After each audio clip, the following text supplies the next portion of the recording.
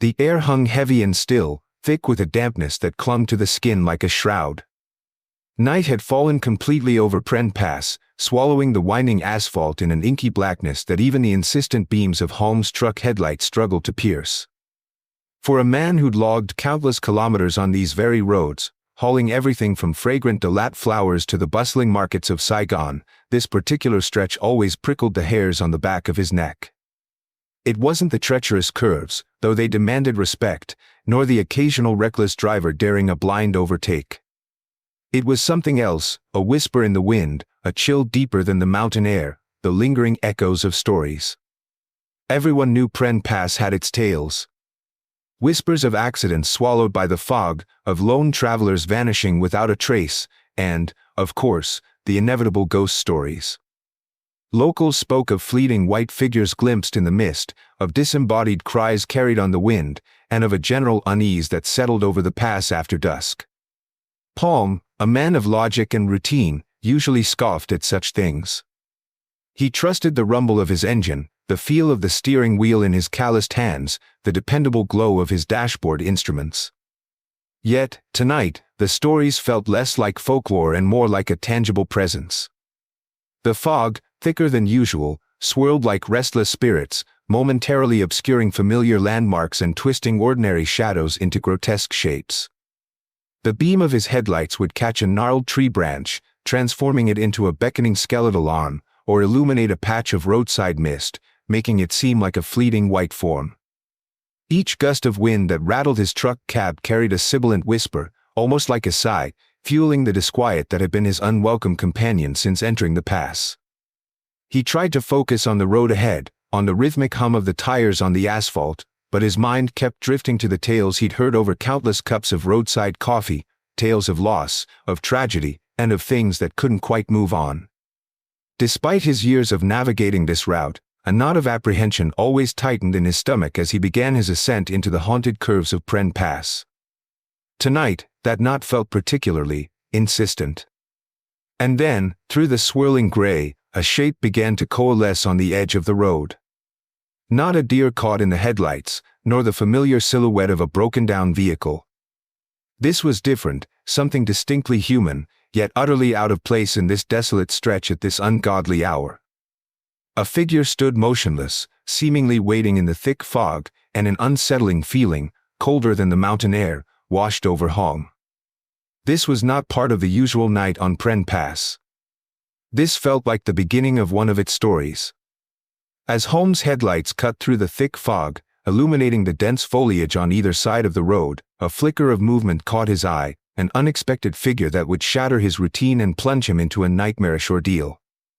The sudden appearance of a lone figure by the desolate roadside of Prenn Pass jolted Hong, a seasoned truck driver who had traversed this route countless times, right out of his monotonous rhythm.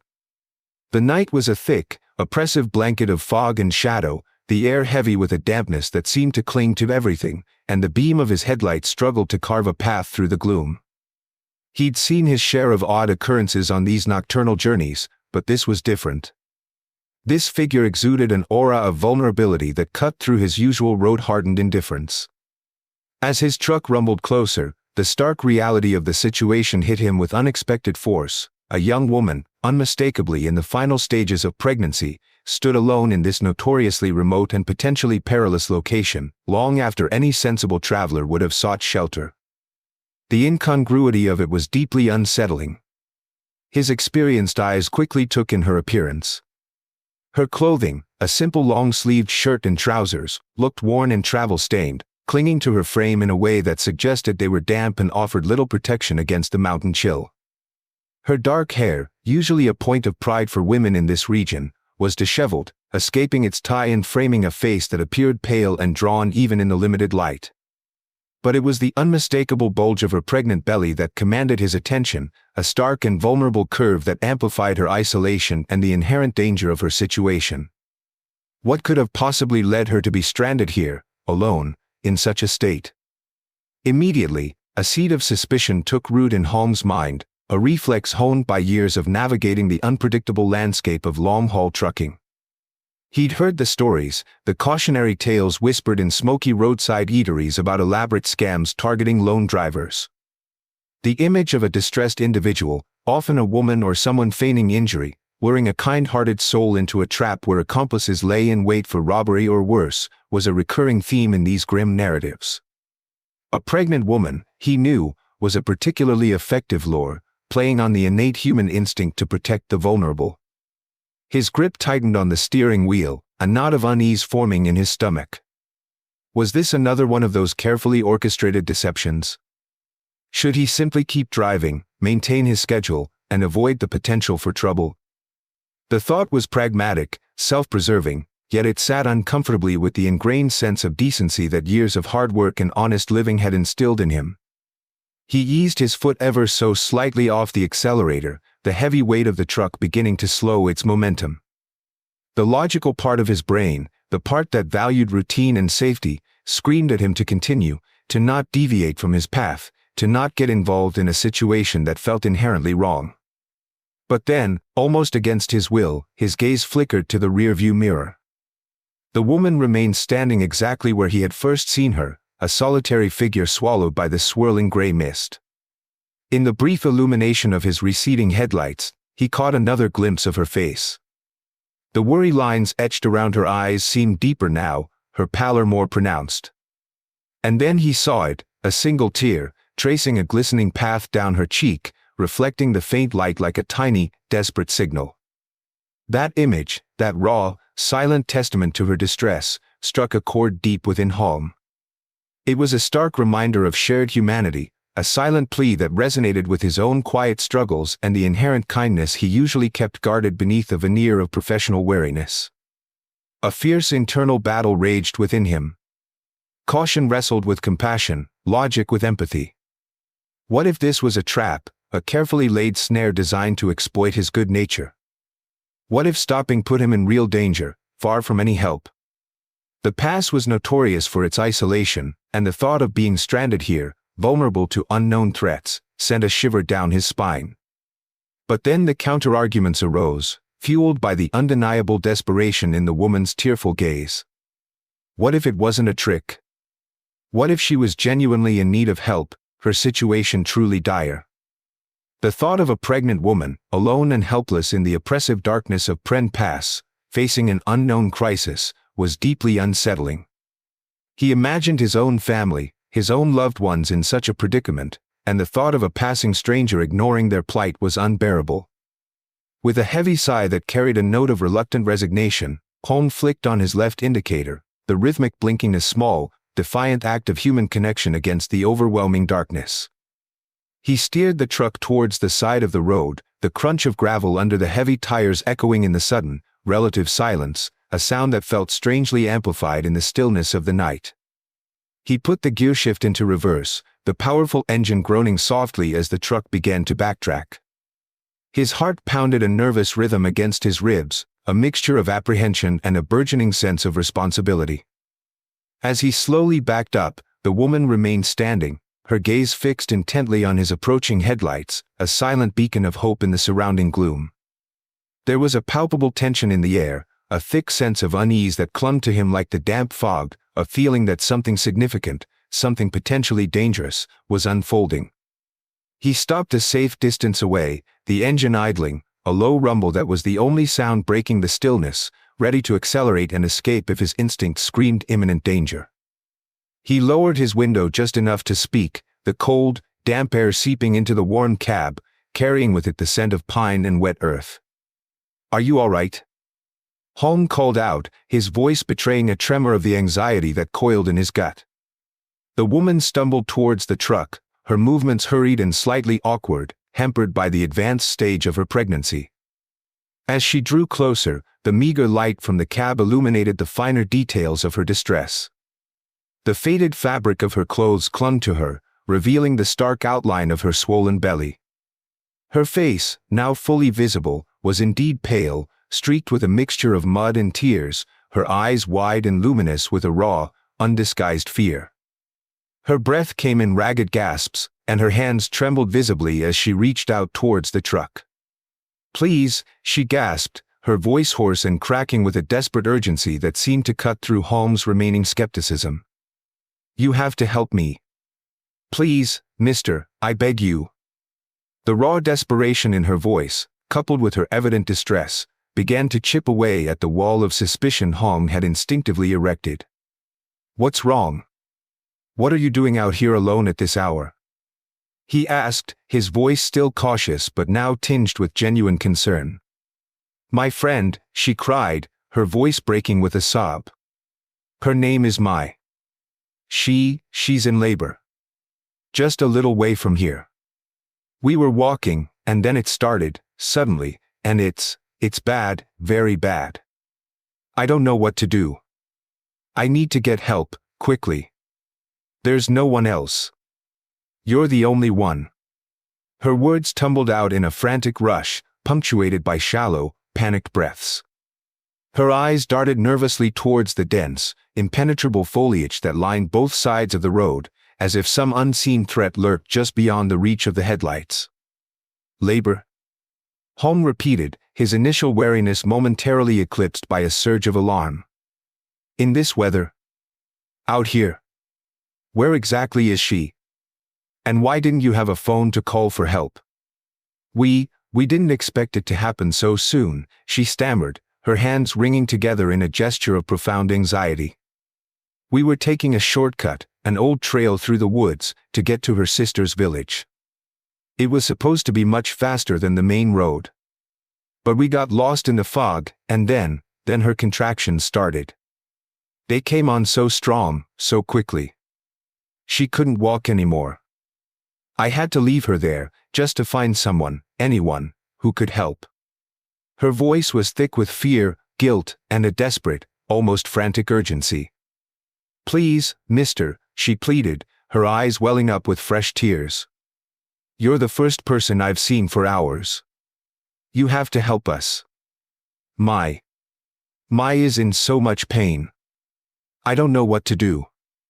Holmes studied her face intently, searching for any flicker of deceit, any telltale sign of a fabricated story. But all he saw was raw, unadulterated fear and a desperate plea etched in every line of her pale features. The thought of a woman in labor, alone and helpless somewhere in the cold, unforgiving darkness of Prenn Pass, was deeply unsettling. The eerie reputation of the pass, the local legends of ghostly encounters and unexplained disappearances, suddenly felt less like folklore and more like a sinister backdrop to a very real and very urgent human crisis. His initial suspicion began to erode, replaced by a growing sense of responsibility, a primal urge to help someone in dire need. "Where exactly is she?" Hong asked again, his voice softening, the gruffness replaced by a note of genuine concern. Just down that path," she said, pointing a trembling finger towards a barely discernible track that disappeared into the dense, shadowy woods. "It's not far, maybe half a kilometer. But the trail is rough, very rough. It's too narrow and uneven for me to try and bring her back to the road in her condition. Please, you have a truck. We can drive closer, and then we can get her to a hospital. Please hurry." Her eyes, glistening with unshed tears, held a desperate, unwavering plea that finally shattered the last vestiges of Holmes' reservations. The haunting image of her tearful face in his rearview mirror replayed in his mind, a silent indictment of his earlier hesitation. He couldn't abandon her, not now, not when the urgency of the situation was so palpable. He took a deep breath, the cold, damp night air filling his lungs, carrying with it the scent of pine needles and wet earth. "All right," he said, making a decision that felt both profoundly risky and undeniably necessary. "Get in the truck. Show me the way. But you have to be clear with your directions. This fog is thick, and this track doesn't look easy to navigate." The woman, whose name he now knew was Lon, let out a choked sob of relief, a sound that was almost swallowed by the oppressive silence of the pass. She quickly clambered into the passenger seat, her pregnant form awkwardly filling the small space. Her hands trembled as she pointed towards the barely visible opening in the trees. "It's just a little way in. But please, be careful. The track is very narrow and overgrown. There are rocks and roots everywhere." As Hong cautiously maneuvered his large truck off the relatively smooth asphalt and onto the rough, uneven track, the darkness seemed to press in around them, the trees looming like silent, watchful sentinels, their branches' skeletal fingers reaching through the swirling fog. The fog itself clung to the undergrowth like a shroud, creating an eerie, disorienting atmosphere where familiar shapes twisted into menacing forms. Lon directed him with hurried, anxious instructions, her voice rising with each passing moment, her urgency becoming increasingly palpable. The further they ventured into the shadowy embrace of the forest, the more Holmes' initial apprehension morphed into a primal fear, a growing sense of being led not just off the beaten path, but into a realm far beyond the ordinary dangers of a remote mountain pass, a place where local legends whispered of things that had no earthly explanation. The air grew heavy, thick with the scent of damp earth and decaying leaves, and an unnatural chill permeated the cab, raising goosebumps on Holmes' arms despite the truck's heater working at full blast. He couldn't shake the unsettling feeling that this was no ordinary rescue mission, and the desperate plea in the dead of night was about to lead him down a path far more treacherous and far more deeply entwined with the eerie tales of Prenn Pass than he could possibly imagine. Following Lan's increasingly frantic directions, punctuated by sharp intakes of breath and whispered pleas to hurry, Holmes wrestled the heavy truck along the barely discernible track, the vehicle lurching and bumping over unseen obstacles. The darkness beyond the reach of his headlights seemed absolute, a void where unseen eyes might be watching, and the fog swirled in disorienting patterns, making it difficult to discern the path ahead. The air inside the cab crackled with a nervous energy, Lan's palpable fear a tangible presence beside him, amplifying his own growing unease. He gripped the steering wheel tightly, his knuckles white against the worn leather, a knot of apprehension tightening in his chest with every twist and turn of the treacherous path. This desperate plea in the dead of night had led him into the heart of Prenn Pass's eerie embrace, and he couldn't shake the feeling that they were venturing into something far more profound and potentially perilous than a simple roadside assistance call. The decision made, Holmes cautiously steered his heavy truck off the relatively stable asphalt and onto the barely discernible track that Lon indicated with a trembling hand. The forest path was narrow, barely wider than his vehicle, and the encroaching foliage scratched against the sides of the truck like skeletal fingers. The fog, thick and swirling, seemed to possess a life of its own, obscuring the already limited visibility provided by his headlights. It was the kind of night that lent credence to the local legends surrounding Prenn Pass, tales whispered in hushed tones of restless spirits and unexplained occurrences. This mountain pass, known for its winding roads and sudden drops, had long held an eerie reputation, a place where the veil between worlds was said to be thin. Holmes, a man of logic and years on the road, had always dismissed such stories as folklore, the product of lonely nights and overactive imaginations. Yet, as he followed Lon deeper into the woods, a prickle of unease began to crawl up his spine. The journey was proving to be far more treacherous than he had anticipated. The track was uneven, riddled with hidden rocks and gnarled tree roots that threatened to snag the truck's tires. Overgrown bushes clawed at the paintwork, and low-hanging branches scraped against the roof with a sound like ghostly whispers. Holmes, despite his considerable experience navigating challenging terrains, had to concentrate intensely, his knuckles white as he gripped the steering wheel. Lon, despite her advanced pregnancy, moved with an unsettling agility, occasionally darting ahead to guide him around particularly difficult obstacles. Her movements seemed almost too swift, too sure-footed for someone carrying such a significant weight, a subtle incongruity that Holmes registered at the back of his mind, adding to the growing sense that something was profoundly wrong. Deeper and deeper they ventured into the woods, the darkness beyond the reach of the headlights feeling absolute and impenetrable.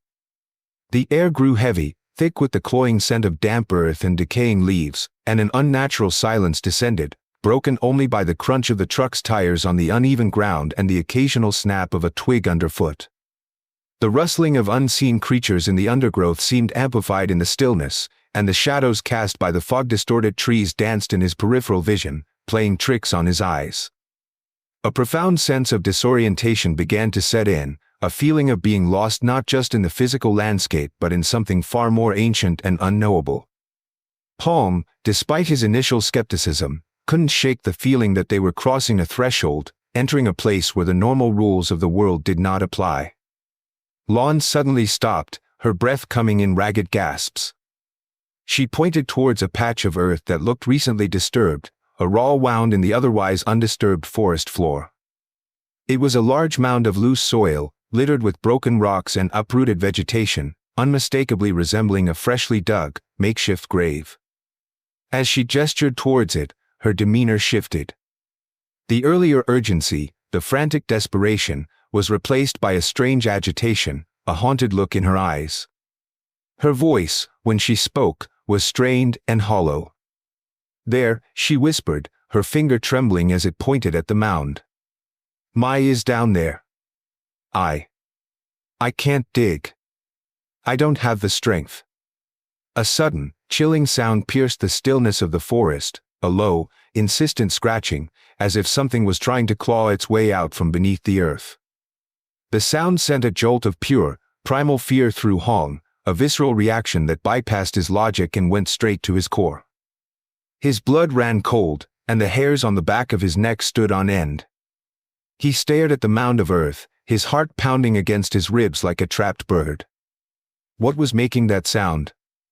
What was buried beneath that raw patch of soil? Then, slowly, horrifyingly, a pale, mud-caked hand emerged from the earth, the fingers gnarled and tipped with what looked like broken fingernails, gripping the soil as if in a desperate attempt to pull itself free. Hong gasped, a strangled sound caught in his throat.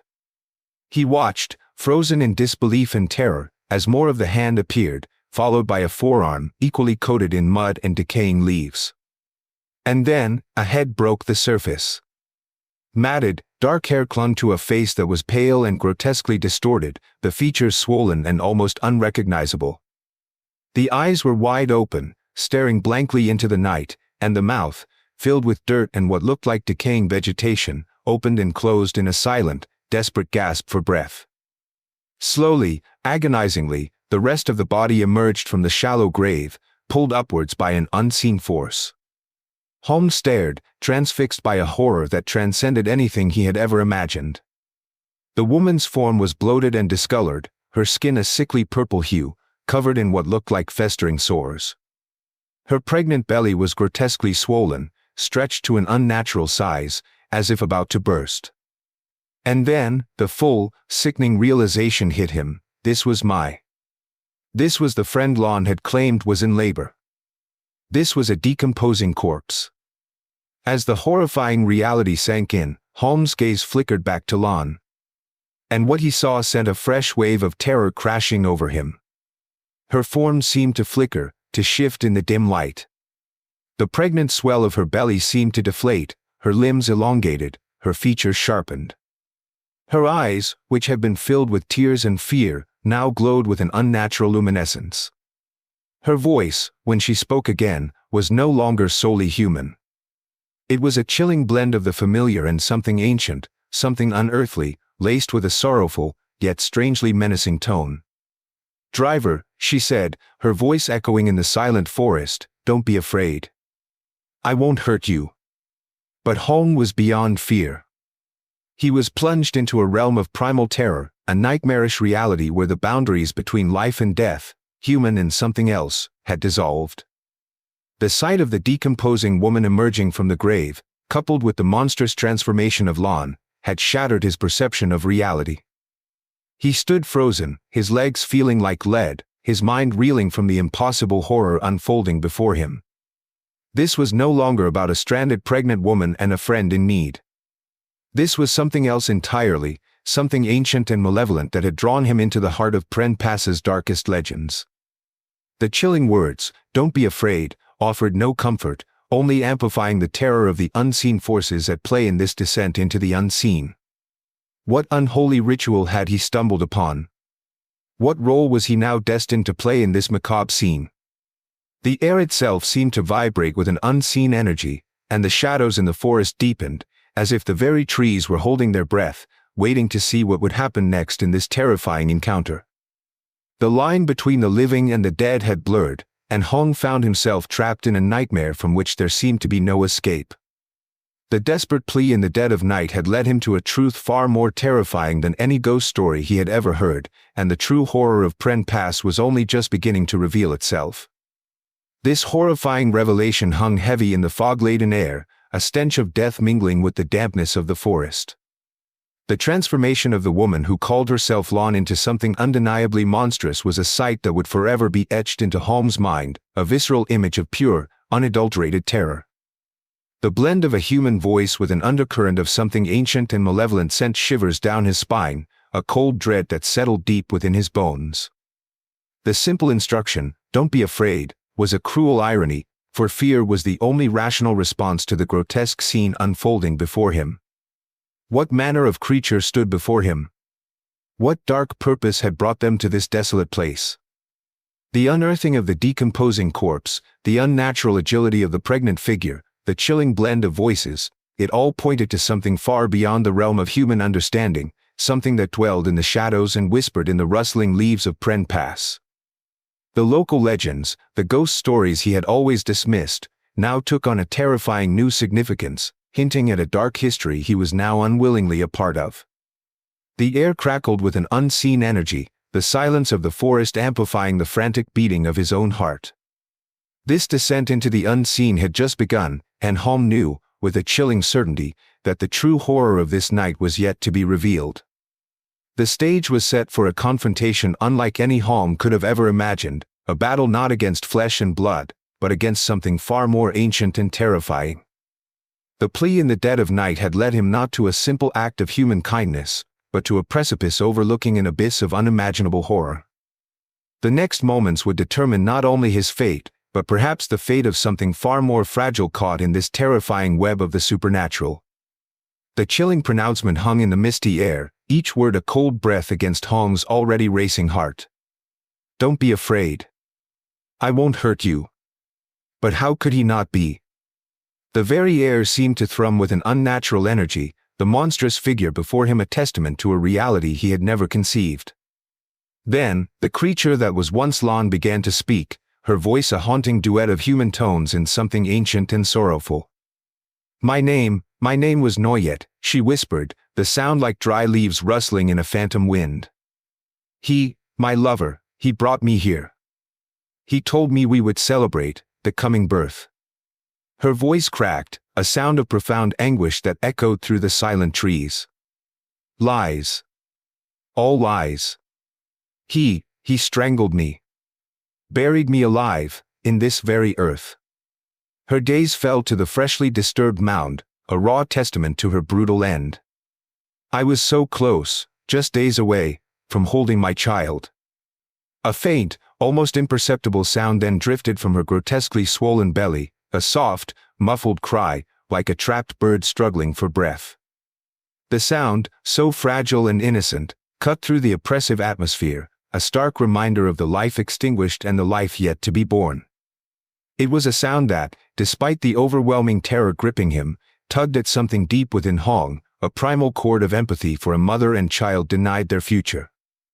Tears of what looked like black ichor streamed from Noyet's white eyes, carving dark paths through the mud and decay on her face. Her hands, unnaturally long and tipped with sharp, dark nails, clutched at her swollen abdomen. My baby, it's still alive, she pleaded, her voice a desperate whisper that seemed to claw its way from beyond the grave. It hasn't had a chance to breathe the air, to feel the sun. Please, driver, you must help me. Her eyes, filled with a heart-wrenching mixture of resentment for her fate and a fierce, unwavering love for her unborn child, locked onto Hong's. Help me, deliver my baby. Let my child live, even if I cannot. The raw desperation in her plea, the primal yearning of a mother for her child, hung heavy in the night, a ghostly echo of a love that death could not extinguish. Holmes stood paralyzed, caught between the terror of the supernatural and the undeniable tragedy of Noyet's story. The faint cries from her womb were a constant, heartbreaking reminder of the innocent life trapped within the decaying flesh. Logic warred with a burgeoning sense of responsibility, fear battling against a deep-seated human instinct to help. How could he possibly aid a ghost in delivering a child? Yet, how could he ignore the desperate plea of a mother, even a spectral one, for her unborn baby? The weight of her anguish, the injustice of her murder, and the fragile cries of the child began to chip away at the wall of fear surrounding his heart, leaving him teetering on the edge of a decision that would plunge him further into the eerie mysteries of Prenn Pass. The ghost mother's plea resonated in the stillness of the haunted pass, a chilling testament to a love that transcended death. The faint cries emanating from her swollen form were a haunting reminder of the life clinging precariously to the edge of existence. Hong, despite the terror that still held him captive, felt a flicker of something akin to pity, a dawning understanding of the profound tragedy that had unfolded on this lonely stretch of road. The air itself seemed to hold its breath, waiting for his response to the spectral mother's desperate appeal, a plea that tugged at the very fabric of his humanity. The spectral plea hung in the cold air, a weight on Hong's conscience. Fear, a primal instinct honed by years on lonely roads and whispered tales of Prenn Pass, warred with a sudden, inexplicable sense of duty. How could he, a man of flesh and blood, possibly aid a ghost in the act of birth? Logic screamed at the impossibility, yet the faint, heart-wrenching cries emanating from the decomposing form before him chipped away at his resistance. He found himself nodding, a choked agreement escaping his lips. Okay, I'll help you. What followed was an act so surreal, so profoundly disturbing, that it would forever blur the lines of reality in Hong's mind. Kneeling beside the shallow grave, the stench of decay thick in the foggy air, he hesitantly reached towards the grotesquely swollen belly of the ghost. The contrast was horrifying, the cold, clammy skin of the decomposing mother and the almost palpable warmth radiating from within, a beacon of life amidst death. As he gently pressed, guided by Noyet's weak moans and spectral instructions, a small head began to emerge. It was an impossible sight, a perfectly formed, miraculously clean infant emerging from the putrid flesh of its deceased mother. The baby's skin was a healthy pink, its tiny limbs moving with the instinctive wriggle of new life. Then, a sound pierced the oppressive silence of the forest, a sharp, clear cry, the undeniable sound of life bursting forth in the heart of death. The cry echoed through the trees, a poignant melody of hope in the face of utter despair. Noyet's white, tear-streaked eyes fixed on the child, a look of profound love and sorrow etched on her decaying features. A weak, ethereal smile touched her lips, a silent expression of gratitude towards the terrified truck driver who had become an unlikely midwife. "Thank you, good man," she whispered, her voice fading. "Please, give her a name, so she has a place in this world." Tears welled in Hong's eyes, his throat tight with emotion. "Hien," he choked out, the Vietnamese word for gentle, a fitting tribute to the tragic mother and the fragile new life. Noyet nodded almost imperceptibly, her gaze never leaving her child. Then, slowly, peacefully, her corporeal form began to dissolve, fading into a swirl of white smoke that mingled with the cold mountain air, leaving Hong alone in the eerie silence, a living infant cradled in his trembling arms. The warmth of the baby, a stark contrast to the chilling night and the spectral encounter, was a tangible weight in his hands, a fragile symbol of life born from death in the haunted depths of Prenn Pass. Left alone with the newborn in the cold embrace of Prenn Pass, Hong knew his life had irrevocably changed. The warmth of the small life in his arms was a stark reminder of the spectral drama that had just unfolded, a birth amidst death that defied all logic. What would become of this child, born under such horrifying circumstances? And what unseen forces still lingered in the fog-shrouded darkness? These questions, heavy with the weight of the night's events, began to form in his mind, hinting at a journey far beyond the simple act of delivering a baby. The warmth of the infant in his arms, a fragile beacon against the cold dread of Prenn Pass, offered a fleeting moment of peace. But the tranquility shattered abruptly. From the dense foliage bordering the small clearing, a figure emerged with terrifying suddenness. Tall and imposing, a silhouette against the pale moonlight filtering through the fog, his presence exuded a raw menace that sent a fresh wave of icy fear through Hong. The man's face was a horrifying mask, smeared with dark, glistening blood, and his eyes burned with a furious, possessive rage that locked onto the newborn in Hong's grasp. A guttural roar ripped through the silent night, a sound more animalistic than human. "Give me back my child." The demand echoed off the ancient trees, chilling Hong to the very core. Before he could react, the figure lunged, a whirlwind of dark fury intent on snatching the infant. Hong instinctively recoiled, clutching the baby tighter, a desperate surge of protectiveness overriding his terror. He was just a man, weary from a long drive, his strength no match for the demonic energy that seemed to radiate from the approaching figure. The baby, sensing the shift in the atmosphere, the raw fear emanating from Hong, began to cry, a thin, terrified wail that tore at Hong's heart. He twisted, trying to shield the tiny body, but the attacker was relentless, his movements fueled by an unnatural strength. A brutal hand, cold and surprisingly powerful, clamped onto the baby, tearing her from Hong's desperate hold. The infant's cries escalated, a heartbreaking symphony of fear and helplessness as she was wrenched away. Hong could only watch in horror, his arms now empty, a profound sense of loss washing over him. The baby's cries, once vibrant with new life, began to fade, muffled as she was pulled into the darkness. He reached out, a silent plea on his lips, but the monstrous figure retreated into the fog, the small, fading sounds of the infant's distress the only evidence of what had just transpired. A cold despair settled over Hong, heavy and suffocating, the peaceful moment of birth replaced by a crushing sense of failure and the chilling reality of the murderer's return. The scene seemed to dissolve around him, the fog swirling, the silence deepening, leaving him kneeling on the cold earth, the phantom cries of the stolen child echoing in the desolate stillness, a nightmare bleeding into reality. The chilling silence that followed the baby's fading cries was broken only by the whisper of the wind through the trees, a mournful sound that mirrored the despair in Hong's heart. The image of the blood-soaked face and the burning eyes of the child's father was seared into his memory, a terrifying specter that would surely haunt his waking hours. What cruel fate had delivered this innocent life only to snatch it away so swiftly?